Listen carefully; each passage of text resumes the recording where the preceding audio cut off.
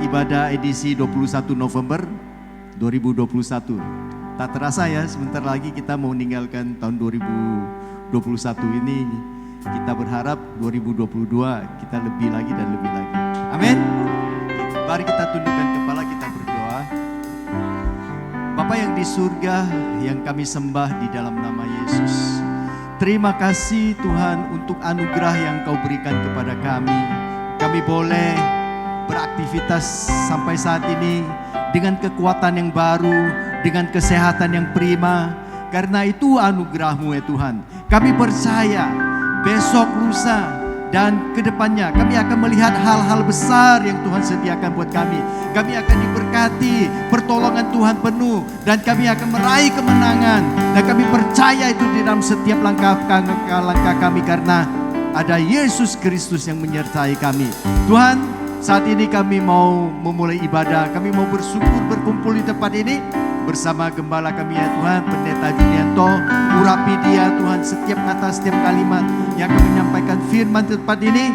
Yang kami percaya firman yang ditaburkan tidak akan kembali dengan sia-sia. Juga berkati Ibu Joyce yang akan memimpin puji-pujiannya Tuhan, dan semua pemusiknya Tuhan, dan semua jemaat-Mu. Kami semua Tuhan bersatu hati agar melahirkan, akan menghadirkan nada-nada surga di tempat ini, sehingga nama Yesus dipermuliakan. Di dalam nama Tuhan Yesus pula kami menaikkan doa dan ucapan syukur ini. Mari sama-sama kita katakan Shalom. Yang siap memuji Tuhan katakan amin. Haleluya. Saya undang Tuhan berdiri. Haleluya. Kita akan memuji Tuhan. Mari tepuk tangan bagi Tuhan. Haleluya.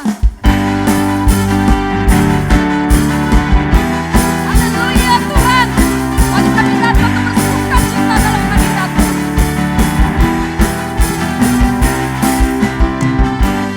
Kasih setiamu nyata bagiku, kebajikan tersedia bagiku. Sebab alasanmu limpahkan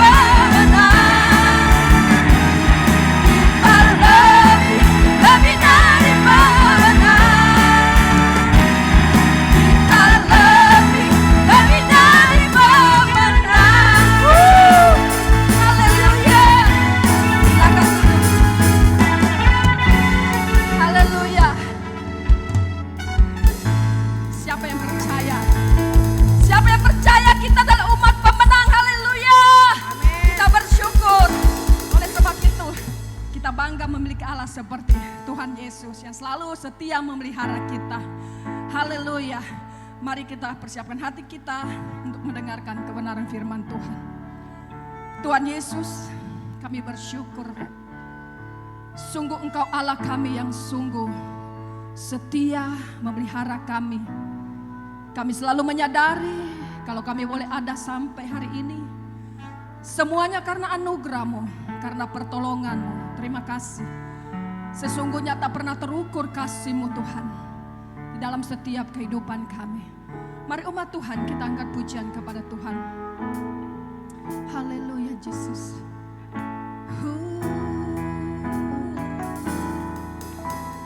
Tak terukur kasih-Mu Yesus. Kau telah mati gantikan diriku. Kau curahkan darah-Mu untuk tebus dosaku. Katakan layaklah, layaklah Kau Tuhan dipuji dan disembah dengan segenap hatiku. Layaklah Kau Tuhan dipuji dan disembah dengan segenap jiwa ragaku. Haleluya.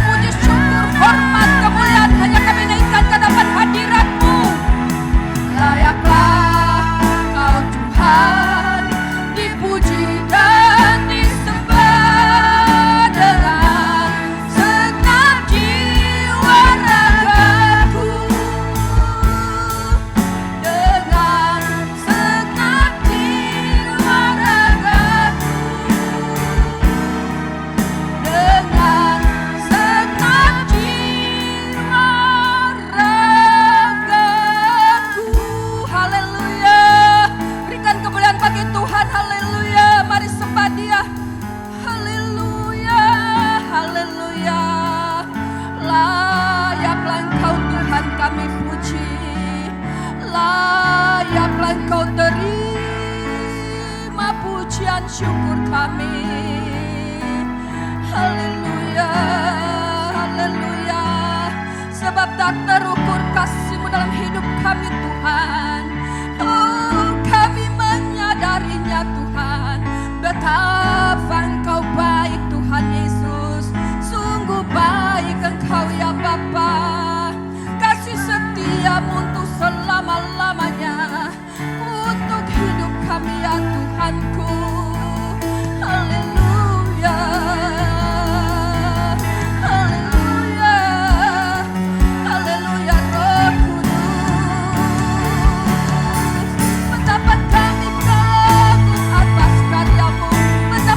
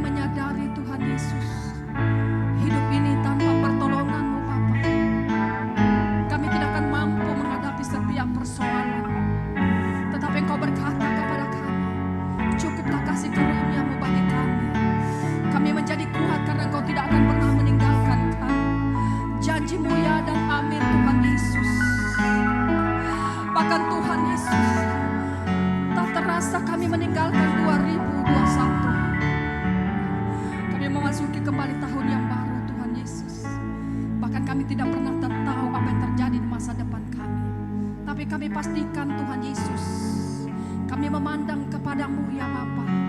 Sebab Engkau Allah kami yang setia, menuntun perjalanan hidup kami.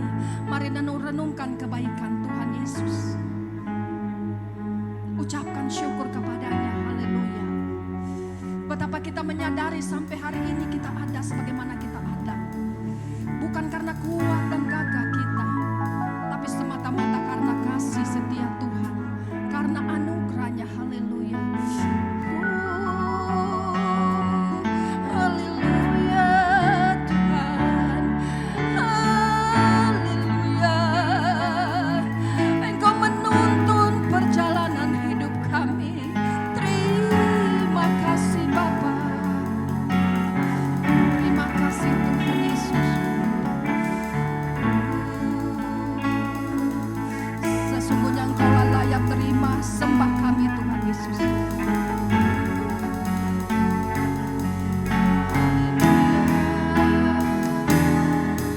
Layaklah Kau Tuhan, dipuji dan disembah dengan segenap hatiku. Layaklah Kau Tuhan, dipuji dan disembah dengan segenap jiwa ragaku. Layaklah Kau Tuhan, dipuji dan disembah dengan segenap hatiku.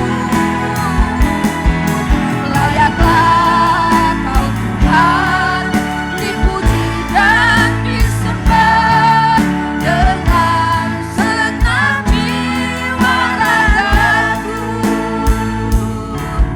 Dengan segenap jiwa ragaku. Dengan segenap jiwa ragaku.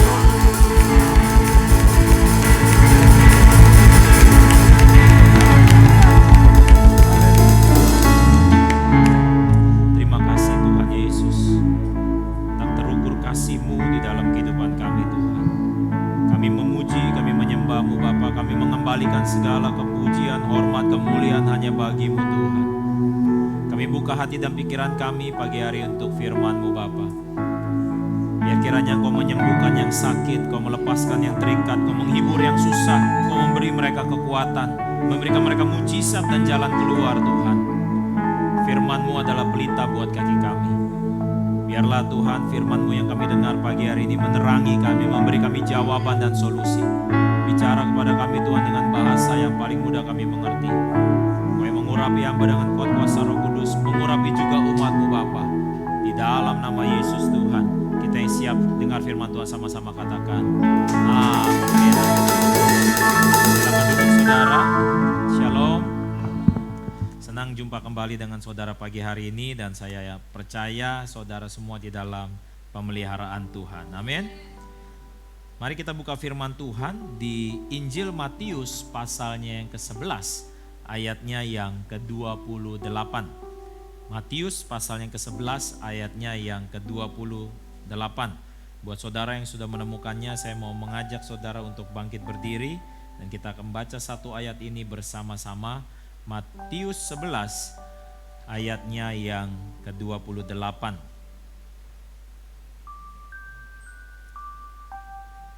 Kita akan membacanya pada hitungan yang ketiga. 1, 2, 3. Marilah kepadaku semua yang letih lesu dan berbeban berat. Aku akan memberi kelegaan kepadamu. Silakan duduk saudara. Judul khotbah pada pagi hari ini adalah break time. Break time atau waktu istirahat. Di bulan Oktober 2018 saya mengikuti serangkaian latihan lari saudara. Dengan dibantu oleh seorang pelatih. Saya semangat dan bersiap untuk menjalani latihan. Dan pelatih saya itu memberikan menu latihannya secara online. Jadi dia kirim lewat WhatsApp apa yang saya harus lakukan. Dan berapa lama saya berlari, berapa kilometer saya berlari, berapa kecepatannya. Dan saya exciting saudara ya untuk melakukannya. Jadi tiap hari itu latihannya. Tiap malam saya pasti nunggu pesan dari pelatih untuk menu latihan besok paginya apa. Jadi tiap malam saya nunggu-nunggu, biasanya jam 8 malam, jam 9 malam dia akan kirim. Di malam yang ke-6 saudara, saya gak sabar mau menunggu menu latihan hari ke-7. Nah saat itu pelatih saya mengirim pesan bahwa hari ke-7 saya gak perlu lari saudara. Saya gak perlu melakukan latihan apapun dan dia bilang istirahat saja. Nah sebagai pelari pemula yang lagi semangat-semangatnya saya bingung kok istirahat. Nah pelatih saya bilang begini di WhatsApp-nya. Rest is part of the training. Rest is part of the training. Istirahat adalah bagian dari latihan. Istirahat kata dia akan memberikan waktu untuk otot-otot saya rileks dan siap untuk dipakai latihan berikutnya. Nah ternyata hal ini juga lah yang terjadi dengan Tuhan. Di hari pertama waktu Tuhan ciptakan langit dan bumi, hari kedua, ketiga, keempat, kelima, keenam dia ciptain hewan, dia ciptakan matahari, bulan dan sebagainya sampai manusia. Alkitab katakan di hari ke-7 Tuhan berhenti. Dalam bahasa Inggrisnya God rested. Tuhan istirahat saudara. Mengapa Tuhan perlu beristirahat? Apakah Tuhan capek? Apakah Tuhan juga perlu memulihkan otot-ototnya? Apakah ia kelelahan ketika ia ciptakan gunung Everest dan bukit-bukit? Atau telinganya lelah mendengarkan ocehan Hawa? Saya yakin tidak saudara. Tuhan beristirahat di hari ke-7 supaya Tuhan memberikan contoh buat saudara dan saya bahwa rest is part of our life. Istirahat itu adalah bagian dari kehidupan. Istirahat adalah bagian dari kehendak Tuhan. Pola ini juga diperkenalkan di hukum Taurat untuk bangsa Israel. Bahwa mereka boleh kerja 6 hari, di hari ke-7 mereka harus istirahat yang kita kenal dengan hari Sabat. Satu hari di mana setiap umat Tuhan bangsa Israel istirahat dari segala pekerjaannya. Bahkan saya dengar dari kawan yang sering ke Israel, kalau di hari Sabat itu bahkan lift ya itu otomatis terbuka tertutup. Kenapa? Karena memencet lift itu adalah pekerjaan. Jadi mencet lift saja tidak boleh, saudara. Ya, saking dia harus menjaga hari istirahat tersebut. Di salah satu hukum Taurat, ya dari 10 hukum Taurat, salah satunya berbunyi kuduskanlah hari Sabat. Jadi apa yang mereka lakukan, saudara? Mereka biasanya kumpul keluarga, ya satu meja. Mereka akan makan roti, makan ikan, minum wine, lalu spend time, quality time dengan keluarga mereka. Lalu mereka memuji, menyembah Tuhan. Dalam keterbatasan manusia, manusia perlu istirahat. Istirahat bukan hanya untuk tubuh, tetapi juga untuk jiwa kita, saudara. Berapa banyak perceraian terjadi karena salah satu pasangan bilang capek. Sudah capek sama dia. Ya, belakangan ada kawan cerita sama saya udah capek sama dia. Jadi kalau dia mau cerai, cerai aja lah. Udah urus sendiri surat perceraiannya. Gitu ya. Kemarin saya menginterview salah seorang kandidat manajer dari perusahaan yang lain. Saya tanya, kenapa kamu mau pindah dan bergabung dengan perusahaan saya? Jawaban yang pertama keluar dari mulutnya adalah, saya capek sama perusahaan saya sekarang Pak. Saya capek karena begini-begini. Saya capek menghadapi begini-begini. Banyak orang yang mengubur mimpinya karena merasa sudah capek berharap, capek berjuang, capek berdoa tapi nggak kunjung ada perubahan. Pak, Bu, anak-anak muda sekalian yang di sini, Tuhan Yesus mau mengingatkan kita semua pagi ini bahwa Tuhan Yesus mengundang saudara dan saya supaya saudara dan saya yang capek, yang lelah bisa datang kepada Tuhan Yesus dan Tuhan Yesus katakan Dia akan memberikan kelegaan. Dia akan memberikan istirahat buat saudara. He will give you rest. Tahukah saudara bahwa setiap atlet yang hendak bertanding, semua ditentukan dari kualitas istirahat mereka di malam sebelum mereka tanding. Atlet-atlet profesional, saya pernah nonton video dokumenternya saudara, dan juga baca beberapa artikel. itu untuk mereka sebelum tanding, malam itu benar-benar dicek loh, ya. Mereka makan apa? Supaya mereka tidurnya nyenyak. Jangan sampai mereka makan yang pedas, lalu mereka sakit perut, lalu mereka tidurnya jadinya nggak cukup. Sampai diperhatiin jenis bantalnya, saudara, ya. Sampai diperhatikan suhu ruangannya. Semua diperhatikan, kenapa? Karena kualitas istirahat akan menentukan performa mereka esok hari. Mari kita menjadi praktis, saudara. Saya mau kita khotbahnya praktis. Waktu Yesus berkata, marilah kepadaku semua yang letih lesu dan beban berat. Ada 2 tindakan praktis yang saudara bisa lakukan. Zaman itu waktu Yesus bicara, Yesusnya ada secara fisik. Sekarang Yesusnya nggak ada secara fisik. Jadi prakteknya apa secara praktis untuk saudara datang pada Yesus? Datang pada Yesus berarti bicara saudara berdoa. Saudara ibadah. Seperti yang saudara sedang lakukan sekarang. Ada satu lagu lama yang saya mau kita nyanyikan, saudara. Lagu ini bagus setiap liriknya, ya, yang bicara tentang khusus ayat Matius 11 ayat 28 ini. Ada ya? Nah ini. Bila hati terasa berat, tak seorang pun mengerti bebanku, ku tanya Yesus, apa yang harus ku buat? Dia berfirman, mari datanglah. Dia selalu pedulikan aku. Ku datang Yesus,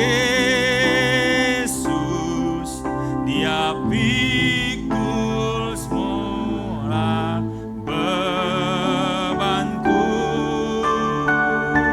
Sujud di altarnya, ku bawa hidupku,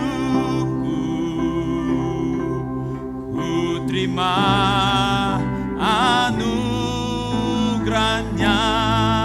Dia ampuniku dan bebaskanku.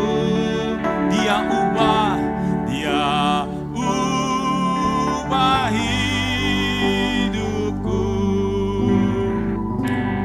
baharui hatiku.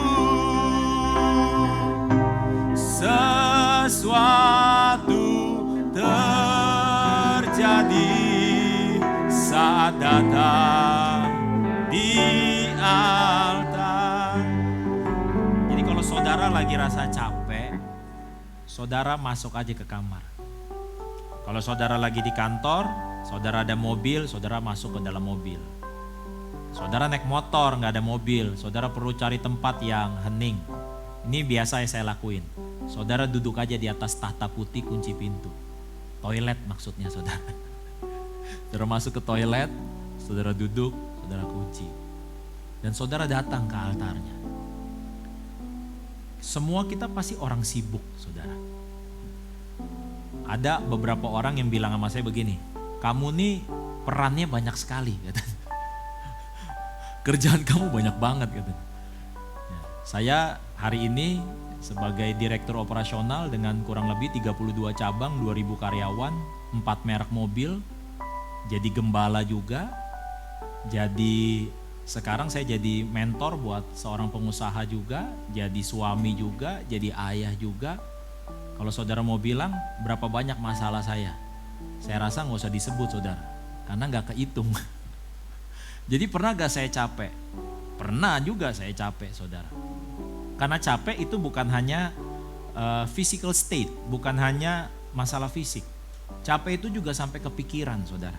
Saya tadi baca-baca saudara ya, ada 4 faktor yang mempengaruhi kelelahan mental. Ya, kelelahan mental. Namanya mental fatigue, saudara ya. Menurut survei ya atau research dari sebuah institut psikologi, 58% itu dipengaruhi oleh stres. Stres terjadi karena saudara mengalami tekanan, bukan masalah besar kecilnya, tapi tekanan itu sama dan terus menerus.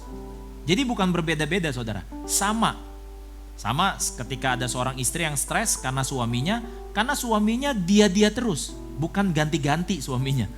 Jadi karena dia terus, dia bilang, gue masalahnya sama lu mulu ya. Masalahnya mungkin kecil, tapi karena menemuinya orangnya sama dalam jangka waktu yang panjang, itu bisa menimbulkan tekanan. Contoh saja saudara, air mineral ini saudara, ini saya beratnya nggak terlalu berat. Jadi kalau saya pegang 2 jari pun saya sanggup saudara. Tapi kalau saya pegang botol ini yang sama tapi lama, maka tangan saya pasti mulai lelah. Kalau saya pegang ini 10 jam, maka seolah-olah tekanannya akan menjadi bertambah alias bertambah berat. Lalu nanti keluar dari mulut saya capek. Saudara bekerja di tempat yang sama, udah 10 tahun gajinya sama, gak ada naik-naik. Saudara merasa capek. Saudara bisnis 10 tahun terakhir omsetnya sama, gak ada berkembangnya. Saudara merasa capek. Pernah gak saudara mendengar ada ungkapan, hidup kita kok gini-gini aja sih, gak ada perubahannya. Karena sama, jadinya capek. Nah itu katanya yang disebut sebagai stres, saudara. Stres itu gak melulu selalu saudara menghadapi yang besar, tapi sekalipun kecil, tapi terus-terusan. Sama seperti sebuah batu yang keras, batu karang, ya dikena tetes air, airnya netesnya kecil, tapi karena terus-terusan maka batu karang itu pun bisa berlubang, saudara. Nah yang kedua, katanya 46% itu dipengaruhi oleh worrying katanya, khawatir. Jadi orang yang kelelahan secara mental itu karena khawatir. Khawatir banyak macamnya. Khawatir selalu bicara tentang hari esok, saudara. Khawatir gak pernah lihat ke belakang, khawatir tuh karena hari esok. Khawatir nanti saya makan apa, khawatir nanti anak-anak saya bagaimana, khawatir nanti pekerjaan saya bagaimana, khawatir. Lalu berikutnya apa lagi? Yang ketiga adalah disebabkan oleh depresi, saudara. Nah depresi ini kalau udah stres ditambah khawatir, saudara, dia jadi depresi, depres, seperti ditekan, saudara. Ya. Nah depresi ini juga punya ekspresi yang berbeda-beda. Ya, mulai dari yang ketawa sama teman-temannya sampai ketawa sendirian. Orang yang ketawa dengan kawan-kawannya terlihat humoris, belum tentu di dalamnya dia happy. Bisa saja dia tidak ingin terlihat depres, saudara, maka dia tunjukkan seolah-olah hidupnya bahagia. Berapa banyak itu juga dipertontonkan di sosial media. Nggak ada orang yang di sosial media itu nunjukin yang jelek, pasti semua nunjukin yang bagus, saudara. Ya kan? Karena semua orang pengen cari pembenaran, pokoknya dibener-benerin lah, ya kan? Makanya terlihat di mobil-mobil yang biasa pasti ada stiker, ada bapak, ada mama, ada anak 2. Tertulis happy family. Nggak ada mobil mewah stiker itu nggak ada, saudara. Saudara pada sadar gak? Pernah lihat mobil mewah yang miliaran harganya ada stiker happy family? Nggak ada. Karena orang yang belum hidup mewah, udah yang penting dia cari apa yang bisa bahagia. Oh ya happy family. Nah saya mau katakan sama saudara, yang terakhir efek kelelahan mental adalah angry. Jadinya marah, saudara. Marah sama keadaan, marah sama pasangannya, marah sama anak-anaknya, saudara. Padahal ujung-ujungnya semuanya adalah karena dia capek. Kelelahan, saudara. Jadi kalau secara psikologi ya tipsnya itu yang pertama adalah tidur yang cukup, gitu tuh saudara ya. Tidur yang cukup, Lalu makan yang benar gitu ya, karena itu juga berpengaruh. Lalu dikatakan ini olahraga ya, dengarkan tubuhmu, listen to your body, dan banyak halnya. Saudara jaga nutrisi, saudara mungkin sampai harus beli obat, mungkin obat penenang dan sebagainya. Tapi salah satu yang menarik juga ada community support ya, ada support dari orang-orang yang bagus gitu di sekitar saudara. Nah, hal ini menurut saya saudara, bagaikan hidup kita tuh, kalau buat saya, kita lihat aja lah hal-hal sekitar kita yang bisa jadi pelajaran. Yang pertama adalah benda deh ya. Mobil coba saudara jalan terus, itu mesinnya bisa panas alias overheat. Saudara pakai aja ya, saya kemana-mana sekarang nggak bawa laptop, jadi bawa ini aja simple. Lalu saya pikir saya ada ini, ada handphone, terus ada beberapa alat lainnya gitu ya. Jadi saya perlu banyak colokan biasanya kalau pergi kemana-mana. Nah istri saya kebetulan dia beli kepala colokan tuh yang banyak lobangnya saudara. Ya jadi saya pikir boleh juga nih. Jadi saya pakai saudara. Saya pinjem, saya bilang boleh nggak pinjem? Ya saya mau keluar kota. Oh ya udah pakai aja kata istri saya. Nah saya nyampe di hotel, biasa kalau karena COVID jadi ada protokol kalau saya mau tidur di hotel. Ya biasa semprot-semprot, walaupun kamarnya udah ditulis bahwa kamar ini sudah di sanitize gitu ya. Tetap aja semprot-semprot, lap-lap pakai alkohol dan sebagainya. Sampai sebelum saya mau tidur, biasa charger-charging semuanya nih ya dicolok. Nah saya colok ke sini saudara, cet gitu ya. Lalu ada notifikasi keluar, ada peringatan. Peringatannya adalah bahwa chargeran ini itu it's not the original support katanya. Jadi chargernya nggak akan maksimal katanya. Tapi saya pikir udah cuek aja ya, saya colok. Itu baterainya saya masih ingat 35%. Pagi harinya itu cuma 37%, jadi cuma nambah 2%. Ya, saya bilang. Saya telepon istri saya, ya colokannya nggak pas nih. Bukan colokannya. Walaupun dia bisa ngisi, tapi ngisinya nggak maksimal. Saudara bisa loh, ya untuk cari kelegaan dan istirahat, saudara hang out. Karaoke yuk. Oh karaoke ya kan. It seems fun, terlihat menyenangkan, tapi sebetulnya itu cuma ngisi 2% dari sukacita di dalam hidup saudara. Berapa banyak di antara saudara yang lagi kelelahan, lagi stres, saudara bawa tidur aja deh. Tapi pas saudara bangun, kepala sakit. Kayaknya masalah masih numpuk di sini. Karena tidur mungkin juga cuman hanya meningkatkan sukacita saudara 2%. Saudara dan saya mesti sadar bahwa kita ini seperti khotbah saya minggu lalu, kita ini buatan Allah. Jadi kalau saudara mau nge-charge, saudara mau benar-benar tercharge dengan baik, benar colokannya pas, saudara mesti datang kepada pencipta saudara. Saudara mesti datang kepada Tuhan dan bilang, sujud di altarnya, ku bawa hidupku. Saudara datang sama Tuhan. Saudara curhat semuanya sama Tuhan. Tuhan saya punya masalah begini Tuhan. Tuhan saya begini Tuhan. Saya masih ingat salah satu momen yang paling berat di dalam hidup saya adalah waktu saya masuk S2, ikut tes di sebuah universitas yang ternama di Indonesia. Saya lulus, tapi saya nggak punya uang. Itu sedih banget saudara. Lalu ada kawan yang tahu, dia bilang, gue pinjemin duit deh. Gitu. Saya bilang janganlah. Saya lagi sedih-sedihnya, saya masuk aja ke toilet. Saya masuk ke toilet, saya berdoa sama Tuhan.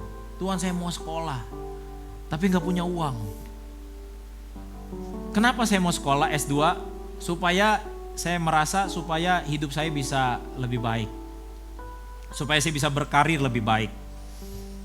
Kemarin saya waktu di Surabaya, ada kawan bilang gini, Pak, Bapak pernah guru olahraga ya katanya ya? Iya saya bilang. Saya pernah guru olahraga dulu. Makanya saya ambil S2 supaya nasib saya berubah. Supaya saya bisa diterima di kantoran gitu saudara. Dan waktu itu saking stresnya, saking lelahnya mental saudara, saya juga gak tahu mesti kemana. Karena ada kalanya saudara cerita ke orang cuma bisa bilang gini saudara, sabar ya. Yang kuat ya, ntar gue bantu doa ya, bener gak saudara? Padahal saudara minta bantu dana gitu kan. Dia cuma gue bantu doa ya, gitu kan. Nah saya datang sama Tuhan. saya sujud di altarnya. Ku bawa hidupku. Kenapa saudara? Karena waktu kita sujud di altarnya, sesuatu pasti terjadi. Amin saudara. Pemulihan pasti terjadi. Mujizat pasti terjadi. Saya persis ada di posisi seperti saudara. Mungkin ada di antara saudara yang hari ini lelah mental, hari ini saudara punya banyak masalah, saudara belum lihat jalan keluar. Mungkin saudara aminnya pun kosong. Amin. Amin aja lah. Jadi syukur nggak jadi ya udahlah. Tapi saya mau bilang sama saudara, tidak ada yang sia-sia di hadapan Tuhan. Tidak ada yang sia-sia di hadapan Tuhan. Jalan demi jalan terbuka dalam hidup saya. Peluang demi peluang terbuka dalam hidup saya. Dan semuanya terjadi karena apa saudara? Karena saudara datang kepada Yesus. In your break time. Di waktu istirahat saudara. Karena waktu saudara beristirahat, Tuhan bekerja buat saudara.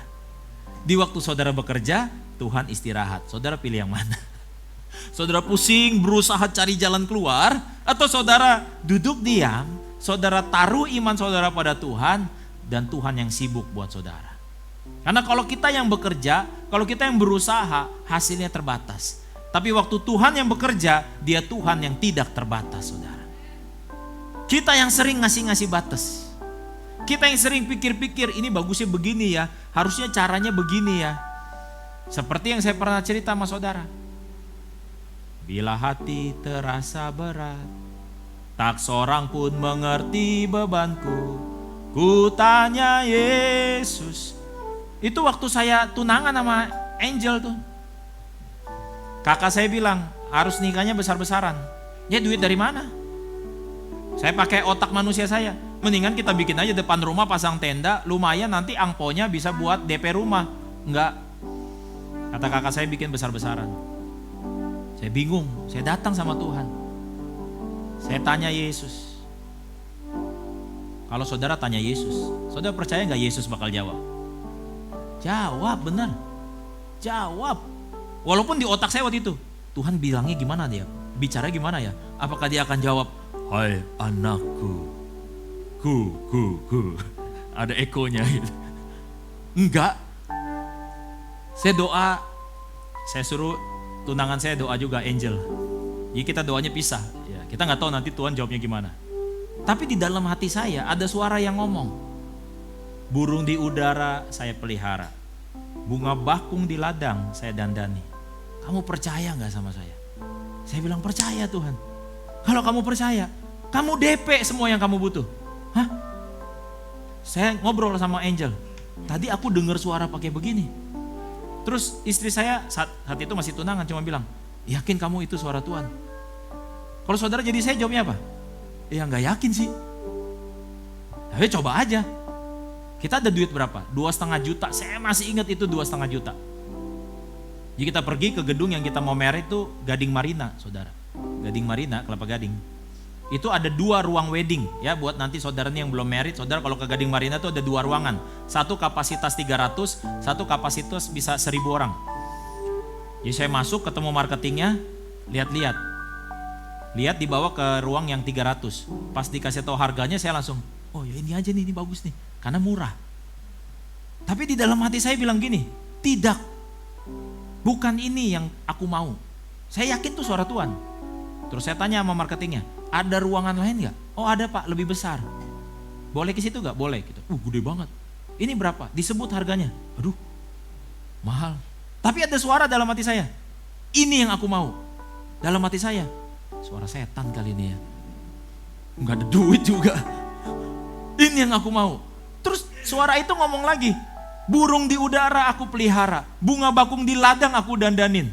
Kamu percaya gak sama saya? Saudara jadi saya gimana? Ya percaya sih.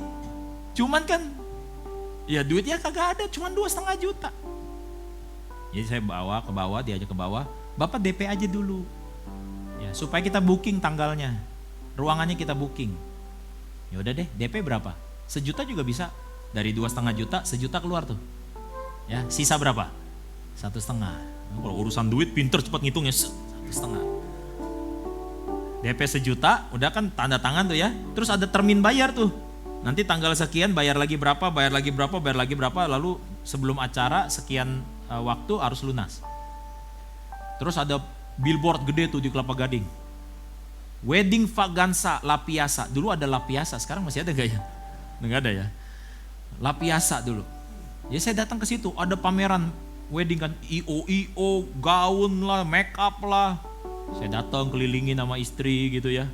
Kelilingin sama tunangan saya saat itu. Ini bagus nih, DP-nya enak. Rata-rata cuma 250.000. Jadi saya DP, kan masih duit sisa 1,5 kan. Saya DP jas 250.000, DP gaun 250.000, DP makeup 250.000, DP catering. Pokoknya sisa, singkat cerita habis. Kenapa saya DP banyak? Karena ada undiannya. 1 DP, 1 nomor undian. Hadiahnya motor Honda Astrea.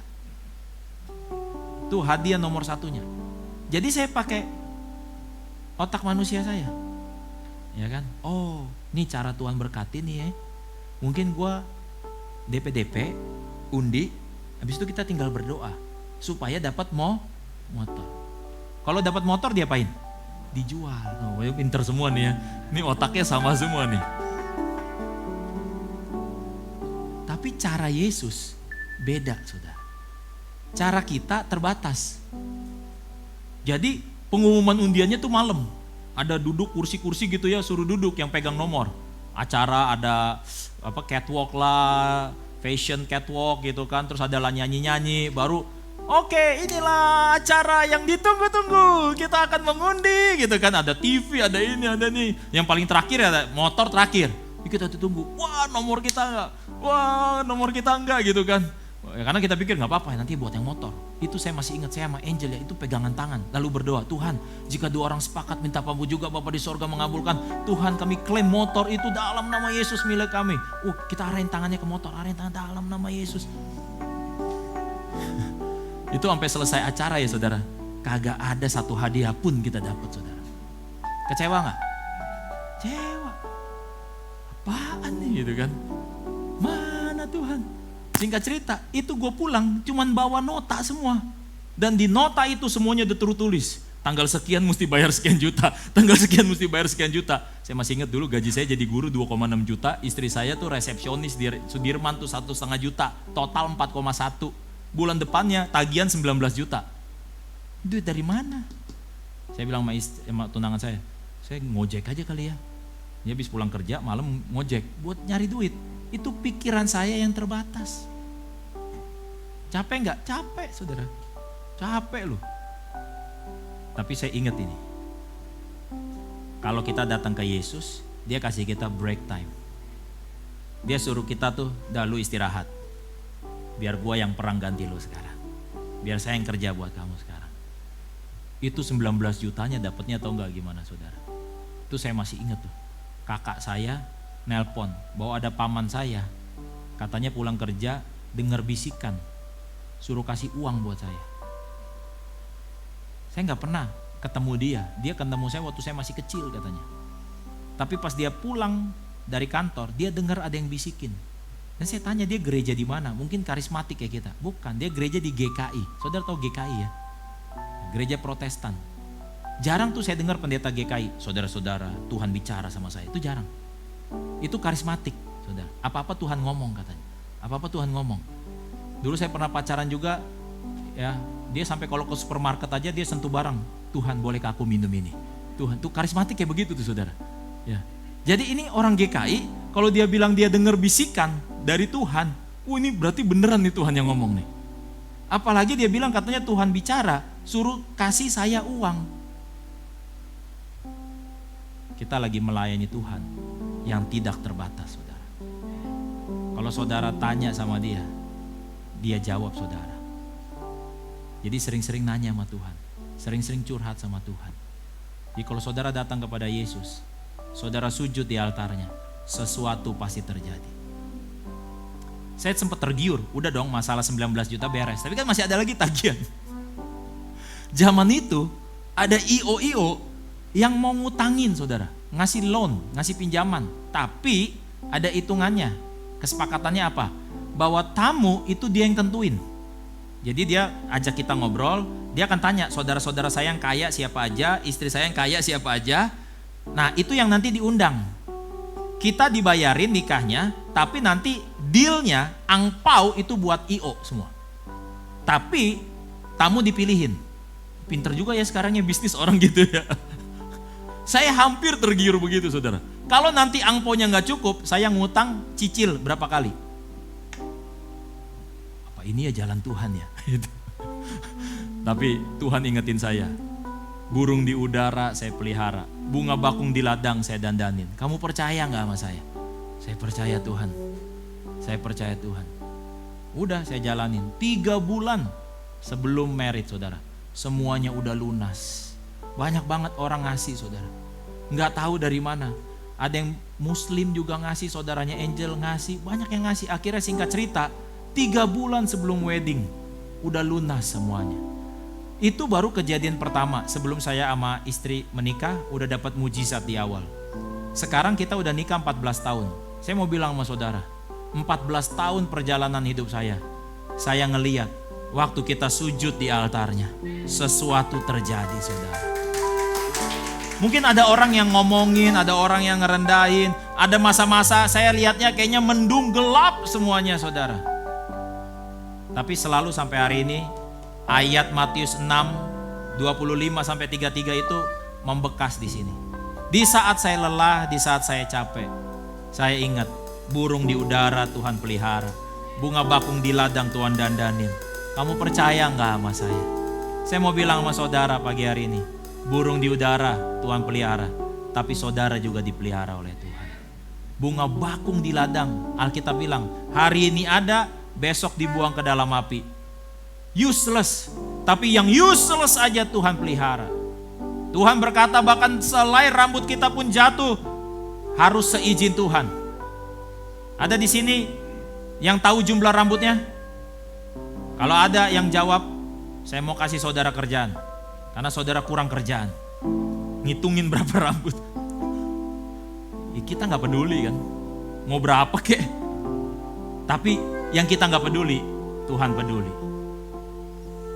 Ya, pulang nanti dari gereja ini saudara, have a break time. Percaya saja sama Tuhan. Masalah saudara belum beres, udah percaya aja sama Tuhan. Tetap senyum. Pulang ke rumah, ya ini laki begini lagi. Pulang ke rumah, ya ini istri begini lagi. Berkati saudara. Karena di hari ke-7, waktu Tuhan istirahat, apa yang Tuhan Yesus lakukan? Dia memberkati hari yang ke-7. Di hari ke-7 saat saudara istirahat, apa yang saudara lakukan? Saudara berkati suamimu, berkati istrimu, berkati anak-anakmu, berkati pekerjaanmu, berkati bisnismu. Tapi Pak, saya belum lihat sesuatu terjadi. Bukan urusan saudara. Saudara cuma perlu nonton bareng. Saudara perlu nonton dan lihat apa yang Tuhan lakukan dalam hidup saudara. Hari ini, hampir tiap malam, saya sekarang sering ngobrol sama istri. Ingat gak dulu? Ingat gak dulu? Ingat gak dulu? Kemenangan demi kemenangan. Kalau ada kemenangan, berarti ada pergumulan. Ada pertandingan. Tapi ujungnya Tuhan kasih kemenangan. Dan kalau saya ingat-ingat, kapan sih saya menang? Waktu saya bilang, Tuhan, terserah Tuhan aja. Suka-suka Tuhan aja lah. Yang penting saya lakukan bagian saya, sisanya saya serahin sama Tuhan. Di situ Tuhan berperang ganti saudara. Di situ Tuhan bekerja dengan kuasanya yang tak terbatas. Siapa yang siap terima kebaikan Tuhan? Lambaikan tangan. Waktu saudara lambaikan tangan, angkat tangan begini. Saudara seperti bilang sama Tuhan, saya serahin semuanya Tuhan. Saya nyerah pakai kekuatan saya sendiri. Saya nyerah. Di situ Tuhan berperang ganti saudara. Beri tepuk tangan dulu buat Tuhan Yesus. Mari kita bangkit berdiri, siapkan perjamuan saudara.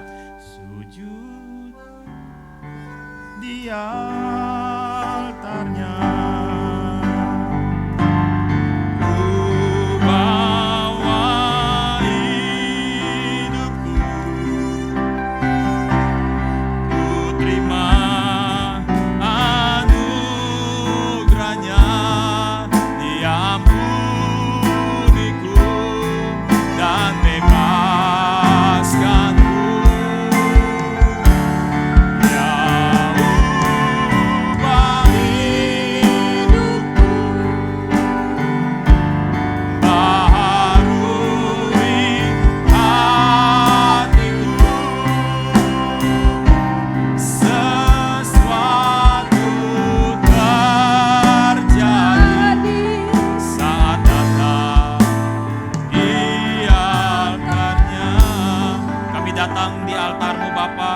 mengangkat roti di tangan kami dan katakan dalam nama Yesus, inilah roti yang turun dari sorga, inilah tubuh Kristus, dalam nama Yesus, makanlah.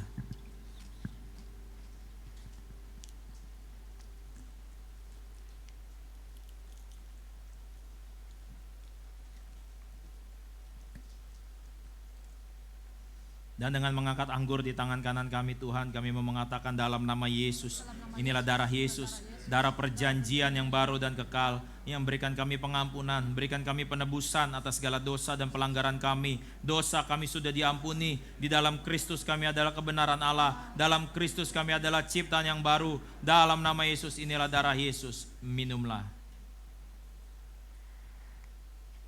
Sujud di altarnya, ku bawahi. Kami bawa hidup kami Tuhan, kami bawa keluarga kami, anak-anak kami, orang tua kami, pekerjaan kami, bisnis kami, studi kami bawa kepadamu Bapa, kami bawa kepadamu Bapa di dalam nama Yesus, kami serahkan dalam tangan-Mu.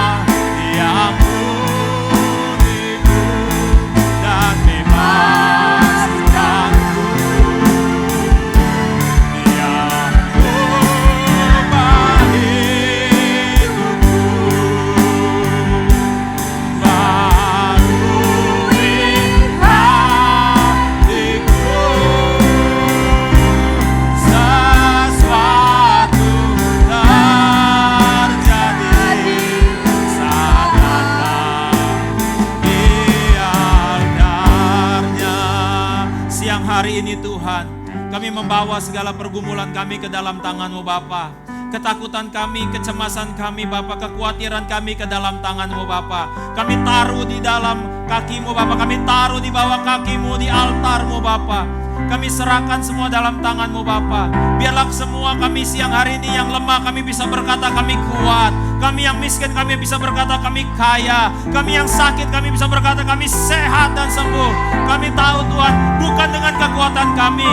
Kami nggak bisa Tuhan, kami nggak mampu Bapa. Tapi kami lihat Engkau Allah yang sanggup, Engkau Allah yang mampu. Kami datang kepadamu Bapa. Dan Kau berjanji memberikan kelegaan kepada kami.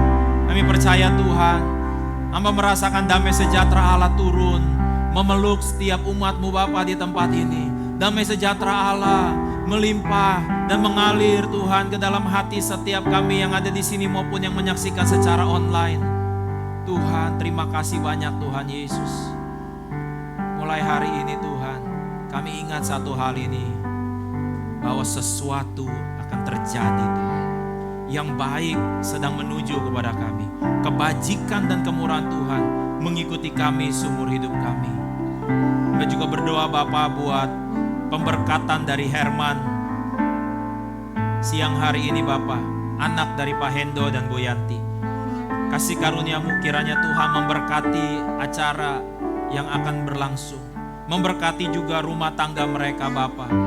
Hamba juga berdoa buat setiap kami yang ada di sini Tuhan, buat setiap keluarga-keluarga, buat setiap anak-anak muda di tempat ini Bapa. Engkau yang memberi kami semua umur yang panjang, kesehatan, untuk melihat hari-hari yang baik yang Tuhan jadikan dalam hidup kami. Kalau ada di antara kami semua yang sakit Tuhan, kami percaya kuasa kesembuhan-Mu sudah mengalir dan menyembuhkan umat-Mu Bapa. Memberkati setiap bisnis yang mereka sedang jalankan, pekerjaan karir mereka, studi anak-anak mereka. Kami percaya Tuhan Yesus, mungkin kami belum lihat mujizat, Tapi kami percaya Tuhan, sesuatu sudah terjadi Tuhan saat kami datang di altar-Mu Bapa. Kami serahkan Tuhan negara kami ke dalam tangan-Mu, Pak Jokowi beserta seluruh jajarannya. Biar Kau memberkati bangsa ini keluar dari krisis ekonomi, keluar dari krisis kesehatan. Berkati gereja-gereja-Mu Bapa, bahkan memberkati kota di mana kami tinggal Bapa. Terima kasih Tuhan, sepanjang minggu ke depan kami akan lihat hari-hari yang baik. Kami akan dengar kabar-kabar yang baik. Tuhan yang akan menuntun kami Tuhan, berada di tempat yang tepat, berjumpa dengan orang-orang yang tepat, di waktu yang tepat. Angkat kedua belah tangan-Mu, pulanglah dan terimalah rahmat berkat Tuhan. Tuhan memberkati dan melindungi engkau. Tuhan menyinarkan wajahnya kepadamu, memberikan kepadamu kasih karunia-Nya. Tuhan menghadapkan wajahnya kepadamu